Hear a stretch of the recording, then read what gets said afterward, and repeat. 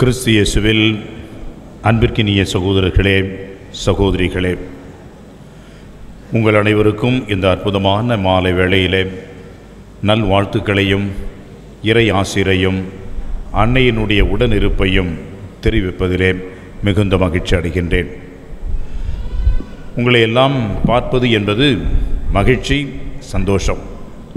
காரணம், இன்றைய நாள் அந்த மகிழ்ச்சியின் நாளாக அமைகிறது. அதுவும் குறிப்பாக நம்முடைய பங்கு தந்தை அவர்கள் இதற்காக பெருமுயற்சி எடுத்து சிறப்பாக இந்த நாளை கொண்டாடவும், அதைத் தொடர்ந்து நவ நாட்களை நாம் சிறப்பிக்கவும், திருவிழாவை விமரிசையாக நாம் கொண்டாடி மகிழவும் பல்வேறு ஏற்பாடுகளை முதன்மையாக இருந்து முன்னெடுத்திருக்கின்றார். அதற்கு நீங்கள் அனைவரும் ஒத்துழைப்பு கொடுத்து அற்புதமாக இந்த நாளிலேயே அழகாக இந்த திருவிழாவை ஆரம்பித்திருக்கின்றீர்கள். இதற்கு முத்தாய்ப்பாக நம்முடைய மண்ணின் மைந்தர்கள் இருவரும் இங்கே இருக்கின்றார்கள். வெவ்வேறு இடங்களுக்கு சென்று அவர்கள் பணியாற்றி கொண்டிருந்தாலும் அவர்களை உண்மையாகவே நான் பாராட்டுகின்றேன். நமது ஊரை நினைத்து, நம்முடைய குடும்பம், உறவு என்பதையெல்லாம் நினைத்து தேடி வந்து இன்றைய நாளிலே அவர்கள் நம்மோடு சேர்ந்து இந்த திருப்பலியை கொண்டாடுவது என்பது மிகுந்த சிறப்பு, மிகுந்த மகிழ்ச்சி. இந்த வேளையிலே அன்புக்குரியவர்களே, உங்களை உண்மையாகவே மகிழ்ச்சியோடு பாராட்ட விரும்புகின்றேன். முதலிலே இங்கே வாசகம் வாசித்தவர்கள், அந்த வாசகத்திற்கு முன்னுரை கொடுத்தவர்கள் அருட்சகோதரர்களாக இருக்கலாம் அல்லது பிள்ளைகளாக இருக்கலாம். எல்லோருமே நல்ல தமிழ் உச்சரிப்பு. நிறைய இடங்களில் இதை நீங்கள் பார்க்கவே முடியாது. சில பேர் தனக்குத்தானே படிச்சுக்குவாங்க, மற்றவர்களுக்கு நாம் வாசிக்கிறோம் என்பதை மறந்து விடுவார்கள். மியா மியா மியான்ட்டு பூனை கத்துற மாதிரி கற்று வச்சு போயிடுவான். ஒன்றுமே புரியாது. ஏனென்றால் புரியுதோ புரியலையோ அது ஓம்பாடு, நான் படிச்சுட்டு போயிடுறேன் அப்படின்னு நினைக்கிற ஆளுங்க தான். ஆனால் நம்முடைய பிள்ளைகள் அற்புதமாக வாசித்தார்கள். தமிழ் உச்சரிப்பு இதை கேட்கும் பொழுது நன்றாக, இனிமையாக, அருமையாக இருக்கிறது. அப்படி என்று சொன்னால் நம்முடைய பிள்ளைகளுக்கு இருக்கக்கூடிய அந்த அறிவு, இந்த திறமை என்பதை நாம் இன்னும் பெருமையாக நினைத்து பாராட்டுகின்றோம். வழக்கமாகவே நான் பாராட்டுவேன் பாடல் என்பது வேறு இடங்களிலே எந்த ஒரு இடத்திலையும் கேட்காத பாடல்கள் மற்றும் இந்த மாதிரியான அல்லேலுயா ராகங்கள், இதையெல்லாம் சிறப்பாக நம்முடைய பிள்ளைகள் பாடுகின்றார்கள். சில நேரங்களில் பார்த்திங்கன்னா முதல்லலாம் கைப்பொட்டி ஹார்மோனியம், ஆர்கன் அதெல்லாம் இருக்கும். இப்பெல்லாம் உலகத்தையே உள்ளே வச்சுக்கிட்டான் அந்த கீபோர்டுன்னு.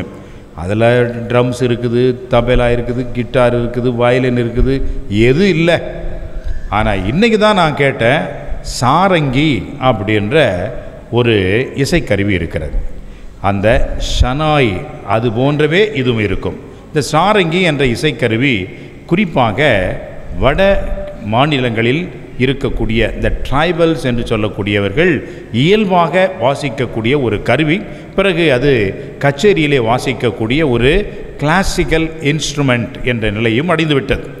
ஆனால் அன்புக்குரியவர்களே, கீபோர்டில் இந்த சாரங்கி, இந்த ஒரு இசைக்கருவி இவ்வளவு அழகாக வாசிக்க முடியும் அப்படின்னு இன்றைக்கி தான் நானே கண்டுபிடிக்கிறேன். அந்த உன்னதங்களிலே ஆண்டவர் இருக்குமாயிரம், இதெல்லாம் அந்த ஒரே ஒரு இன்ஸ்ட்ருமெண்ட், தாளம் கராம்புரான்லாம் ஒன்றும் இல்லை, அது மட்டுமே அழகாக துவக்கமாக போட்டு பிச்சு மாறாமல், சுருதி மாறாமல் நம்முடைய பிள்ளைகள் பாடுகிறார்கள். சில பேர் போடுறது ஒன்றா இருக்கும், பாடுறது ஒன்றா இருக்கும், எடுக்கிறது ஒன்றா இருக்கும், முடிக்கிறது ஒன்றா இருக்கும்.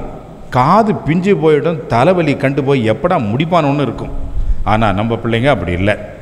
இந்த போடுறதும் பாடுறதும் ஒரே சுருதி, ஒரே தாளம், அழகாக பாடினாங்க.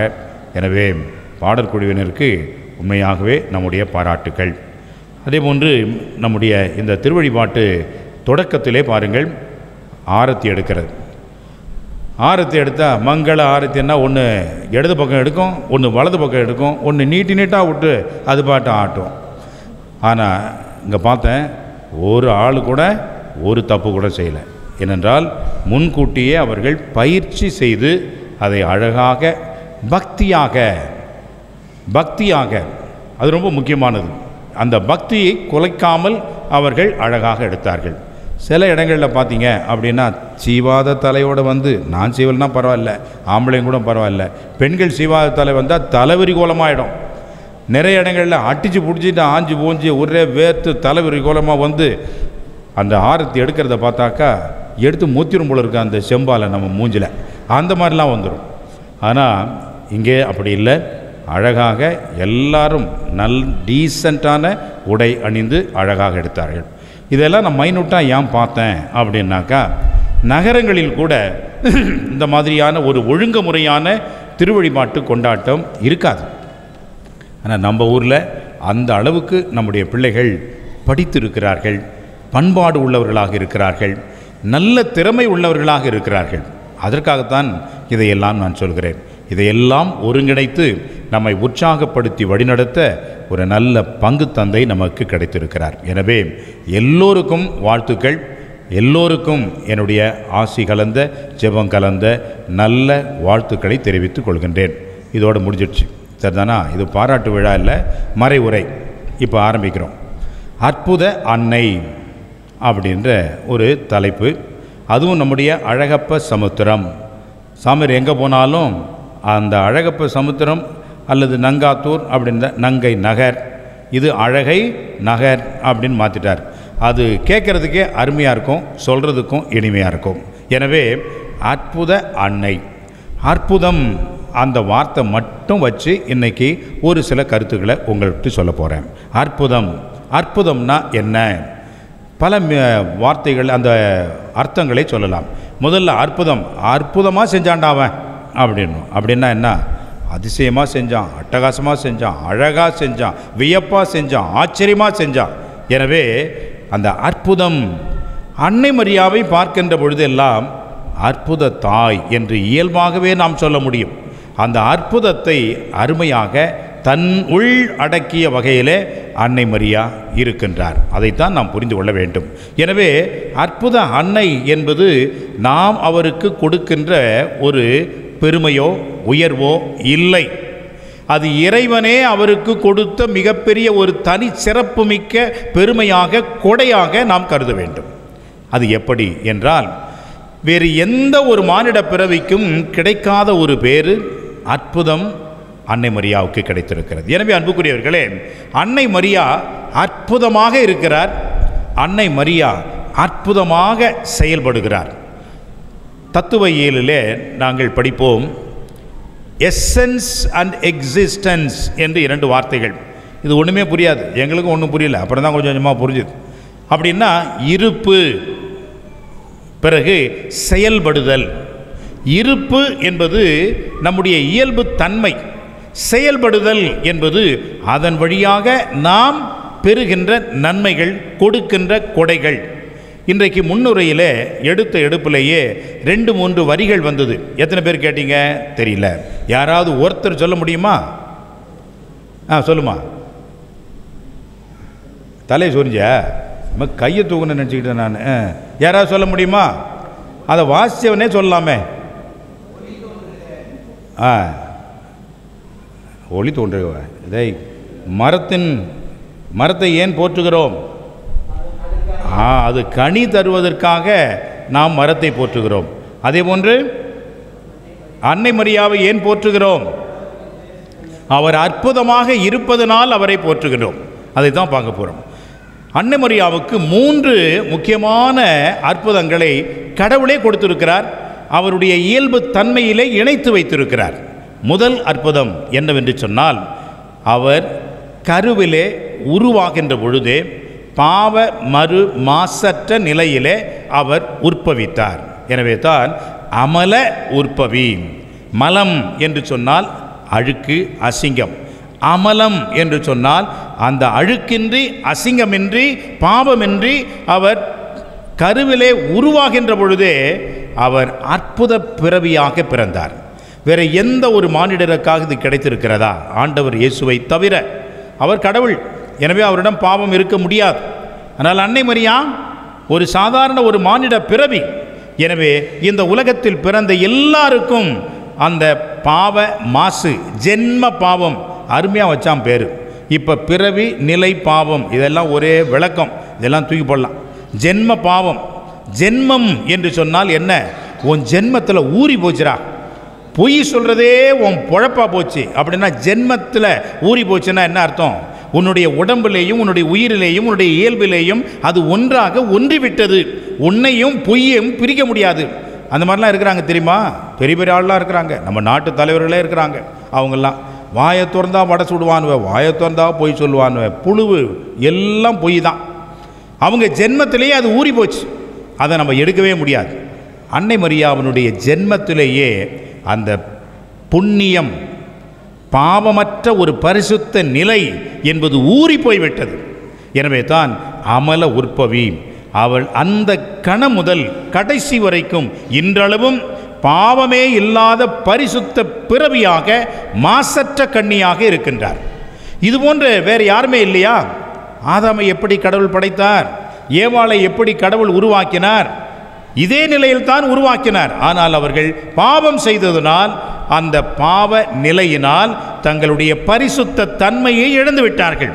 ஆனால் அன்னை மரியா கடைசி வரைக்கும் இந்த பாவமில்லாத ஒரு ஜென்ம நிலையை, இயல்பை கடைசி வரைக்கும் காப்பாற்றினார். அன்புக்குரியவர்களே, இது அன்னை மரியாவினுடைய சிறப்பு, அன்னை மரியாவினுடைய பெரிய பெருமை இல்லை. கடவுள் அவருக்கு கொடுத்த மிகப்பெரிய சிறப்பு நிலை, பெருமை. எனவே தான் அவரை பார்க்கின்ற பொழுது நீர் பாவமே இல்லாத கற்பமாக உற்பவித்த பிறவியாக இருக்கிறீரே, அற்புத அன்னை நீர் என்று நாம் வாழ்த்தலாம். இரண்டாவது பாருங்கள், அன்னை மரியா இந்த உலகத்திலே வாழ்கின்ற பொழுது வேறு யாருக்கும் கிடைக்காத ஒரு அற்புதமான நிலை என்னவென்று சொன்னால், கன்னியும் தாயுமாக அவர் இருக்கின்றார். கன்னியும் தாயுமாக அவர் இருக்கின்றார். இது எப்படி?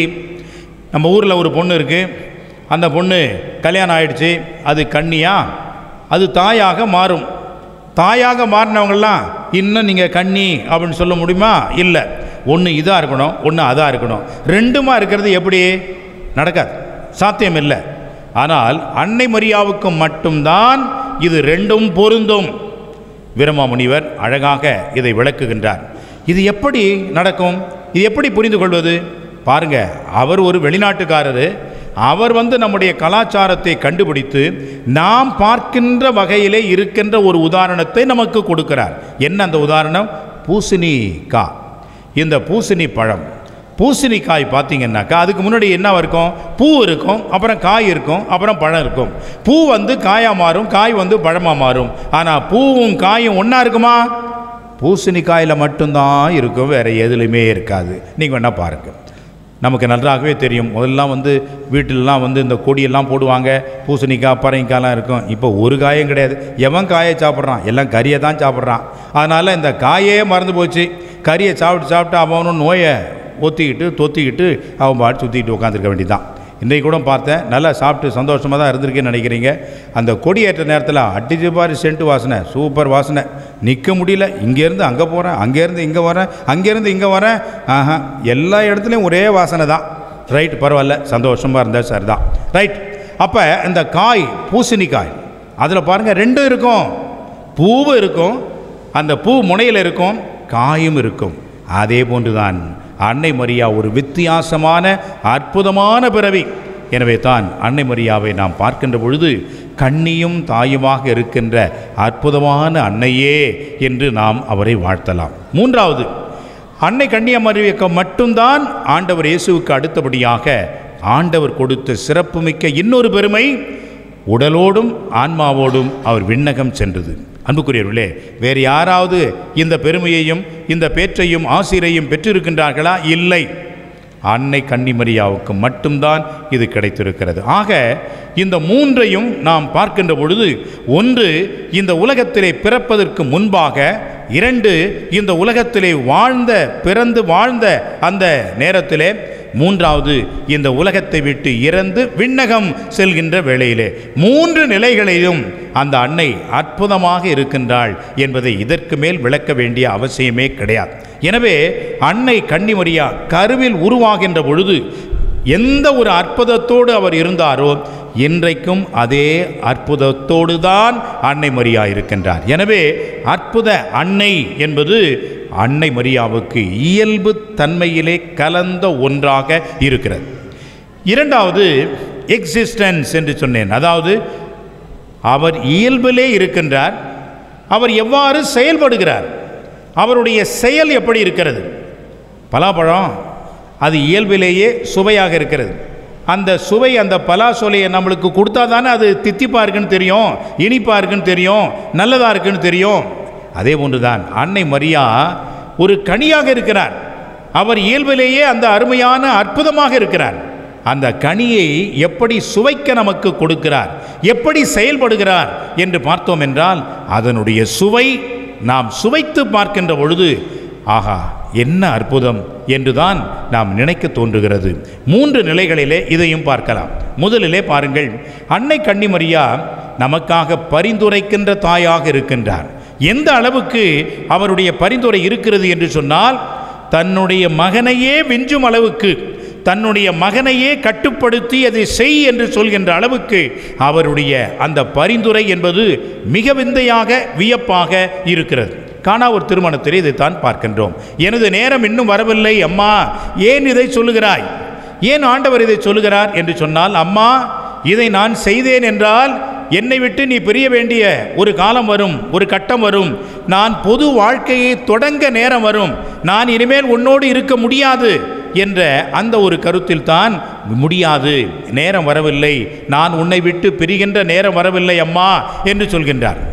ஆனால் அன்னை மரியா என்ன சொல்கிறார், அங்கே இருக்கின்ற கற்றாடிகளிலே நீர் நிரப்புங்கள், அவர் சொல்வதை போன்று செய்யுங்கள் என்றெல்லாம் அவர் சொல்லிவிட்டு போய்விட்டார். அப்படி என்றால் மறைமுகமாக தன்னுடைய மகனையே அவர் படிய வைத்து பணிய வைத்து அந்த அற்புதத்தை அங்கே செய்ய சொல்கின்றார். அங்கே சாதாரண தண்ணீர் ரசமாக மாறுகிறது. என்ன அற்புதம், அருமையான ஒரு புதுமை. அந்த அற்புதத்தை நிறைவேற்றியது யாரு? இந்த அற்புதத்தாய். எனவே தான் அன்புக்குரியவர்களே, நீங்கள் இந்த ஆலயத்திற்கு இந்த தாயை நோக்கி வருகின்றீர்கள், அவருடைய பாதம் தொட்டு உங்கள் கண்ணீரை சிந்துங்கள்.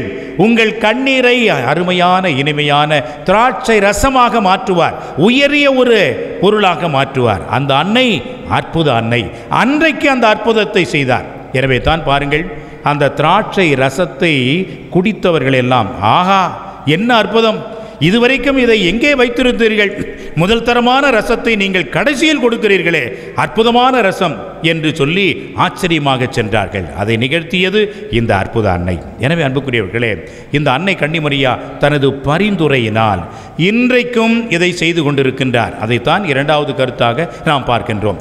வேறு எந்த இடத்திலேயாவது வேறு யாராவது தோன்றி நமக்கு உதவி செய்தார்கள் என்று இருக்கிறதா? இல்லை. அந்தோனியாரை கூட நாம் கோடி அற்புதர் என்று சொல்கிறோம். அந்தோனியார் இன்றைக்கு யாருக்கு தோன்றினார்? சூசையப்பர் இன்றைக்கு யார் தோன்றினார்? எங்கேயாவது நீங்கள் கேட்க முடிகிறதா? அவருடைய திருத்தலம் இருக்கிறது, அவருடைய அருள் கிடைக்கிறது, அவர்களுடைய நலன், அவருடைய பலன் பயனடைகின்றோம். ஆனால் அவர்களுக்கு தோன்றி அவர்களுக்கு இந்த இதை சொன்னார், இதை செய்தார் என்றால் அன்னை கன்னிமரியா மட்டும்தான். எனவே தான் அன்புக்குரியவர்களே, நமது மறை மாவட்டத்திலேயும் சரி, இந்திய அளவிலேயும் சரி, உலகளாவிய விதத்திலேயும் சரி, அன்னை கன்னிமரியாவினுடைய இந்த தோன்றி நற்செய்தியையும் நல் விளைவுகளையும் நல்ல அற்புதங்களையும் செய்கின்ற அன்னையாக இருக்கின்றார். இன்றைக்கு லூர்து நகருக்கு சென்று பாருங்கள், ஏராளமான மக்கள் அங்கே வருகின்றார்கள். இப்பொழுதெல்லாம் கொஞ்சம் பிஸ்னஸ் சென்டராக மாறிடுச்சு. இப்போ வேளாங்கண்ணிக்கு போனால் கூட எல்லாம் பிஸ்னஸாக தான் இருக்குது. 3 நாளைக்கு போகிறது, நல்ல கறியை மீனை ஆக்கி நல்லா சாப்பிட்டுட்டு நல்ல சந்தோஷமாக அதுக்கு தான் ரூம் கட்டி வச்சுருக்காங்க. நல்லா 2 நாள் 3 நாள் இருந்துட்டு பூசைக்கு போகிறதில்ல, ஜெபம் பண்ணுறதில்ல, கண்ணாப்பினான்னு அங்கே இங்கேயும் சுற்றி தெரிஞ்சுட்டு அப்புறம் திருப்பி வந்துடுறது. இது என்ன? இதே ஊரில் நான் பிரதராக இருக்கும் பொழுது இந்த தவ காலத்தில் என்ன செய்வாங்க தெரியுமா? சாமியெல்லாம் காவி உடைய போட்டு இங்கே வந்து படுத்துக்குவோம். இதே இடத்துல தான் வந்து படுத்துக்குவாங்க. அப்போ ஃபாதர் ஏசி இருதிநாதன் இங்கே இருந்தார், அவர்கிட்ட தான் நான் பிரதராக இருந்தேன். அவங்களெல்லாம் வந்து பார்ப்பேன், பக்தியாக இருப்பாங்க, நல்லா ஜெபம் பண்ணுவாங்க, பாட்டு பாடுவாங்க, எல்லாம் செய்வாங்க. காலையில் 4 மணிக்கெல்லாம் எழுந்திரிச்சு பச்சை தண்ணியில் குளிச்சுட்டு அவங்க சிலுவைப்பாதை செய்வாங்க, எல்லாம் நடக்கும், நல்லா இருந்தது. அப்புறம் பெரிய வியாழக்கிழமை வந்தது, இந்த சாமிகள்லாம் என்ன செஞ்சிச்சு, எல்லாம் வேளாங்கண்ணிக்கு போகிறதுக்கு ரெடி ஆகிடுச்சு. சரி, அப்புறம் ஒரு டெம்போவில் என்ன பண்ணாங்க, அப்போ ஒரு சின்ன வண்டி, அந்த வண்டியில் என்ன செஞ்சாங்க, எல்லா பொருளையும் அரிசி, பருப்பு, உப்பு, மிளகா எல்லாத்தையும் ஏற்றினாங்க. கடைசியாக ஒரு பொருளை கொண்டாந்தானுங்க, ஒரு பெரிய லாரி டியூபு. லாரி டியூப் எது கேட்டுன்னு வராங்க, சரி ஏதோ பஞ்சர் கிஞ்சர் ஆச்சுன்னா மாற்றிக்குவாங்க போல இருக்கு அப்படின்னு 3 பேர் அதை முக்கி தூக்கிட்டு வராங்க. என்னடா இது லாரி டியூப்பு, ஒருத்தன் சும்மா அப்படியே வண்டி ஓட்டுன்னு போகலாமான்னு போகலாம், 3 பேர் முக்கி தூக்கிட்டு வராங்களே அப்படின்னு.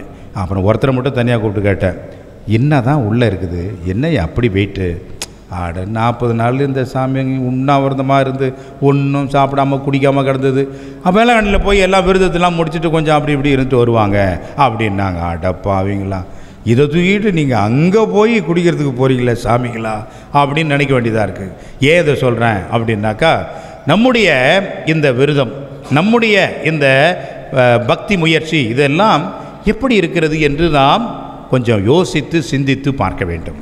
ஆனால் அன்னை மரியாவினுடைய அந்த பக்தி என்பது லூர்து நகரிலோ, பாத்திமா நகரிலோ, வேளாங்கண்ணியிலோ, லூர்து அன்னை தோன்றிய அந்த வில்லியனூரிலோ இங்கெல்லாம் பார்க்கின்ற பொழுது அன்னை கன்னிமரியா மனமாற்றத்திற்கு அழைப்பு கொடுக்கிறார். மனம் மாறுங்கள், அதுதான் மனம் மாறி நீங்கள் செபியுங்கள், ஆண்டவரிடம் வாருங்கள்.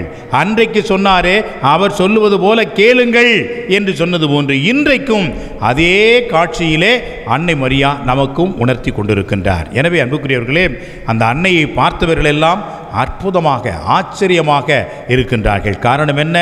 அன்னையினுடைய அழகு, அன்னையினுடைய தோற்றம், அன்னையினுடைய அந்த செய்தி அழைப்பு என்பது இன்றைக்கும் நடந்து கொண்டே வருகிறது.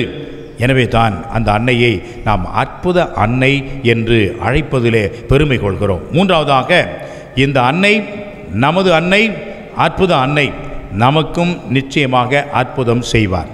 இந்த நம்பிக்கையை நாம் இழக்கக்கூடாது. காலம் கடந்து போகலாம், காலம் தாமதமாகலாம், ஆனால் கண்டிப்பாக அது நடக்கும் என்ற நம்பிக்கை நமக்கு வேண்டும். எனவே தான் அன்புக்குரியவர்களே, இந்த ஆலயம் 50 ஆண்டுகளுக்கு மேலாக நம்முடைய பங்கு இருந்திருக்கிறது. பொன்விழா கொண்டாடுகின்ற ஒரு காலகட்டத்திலே கண்டிப்பாக அன்னை மரியா நமக்கு ஒரு அற்புதமான ஒரு ஆலயம் கொடுப்பார், அந்த அற்புதத்தை நிகழ்த்துவார். இப்பொழுது அந்த அற்புதம் என்பது வெளியிலிருந்து நடக்காது. அந்த அற்புதம் நாமே நமக்கு உதவி செய்கின்ற ஒரு அற்புதமாகத்தான் இருக்க முடியும். அதைத்தான் அன்னை மரியா இன்றைக்கு நமக்கு செய்தியாக கொடுக்கின்றார். அன்புக்குரியவர்களே, பிறர் நமக்கு உதவி செய்வார்கள். எவ்வளவு உதவி செய்வார்கள்? அவர்களால் முடிந்த வரைக்கும் மறைமாவட்டமோ மற்றவர்களை உதவி செய்வார்கள். ஆனால் நாம் எப்பொழுதும் முன்வர வேண்டும். உதவி செய்வதற்கு நாம் முதன்மையாக இருக்க வேண்டும். அப்படி நாம் இருந்தோம் என்று சொன்னால் நிச்சயமாக அடுத்த ஆண்டு இந்த அற்புதத்தை நாம் பார்க்க முடியும்.